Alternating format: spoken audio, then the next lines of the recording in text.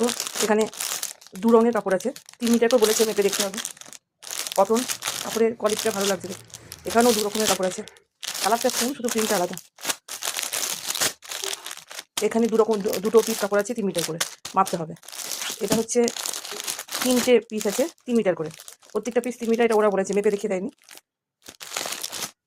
এটাও দেখো প্রত্যেকটা পিস আছে 3 মিটার করে, মেপে দেখিয়ে দেয়নি।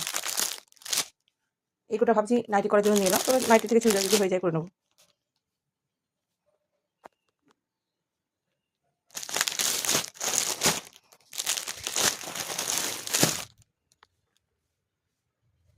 ইঞ্চি বহর, এটা কলমকারিটা মেপে দেখলাম 36 ইঞ্চি বহর। যা বলেছে তাই হয়েছে, অল্প আনতে পারলাম, এগোটা আমারই কাজে লেগে যাবে, বারবার যেতে পারবো না।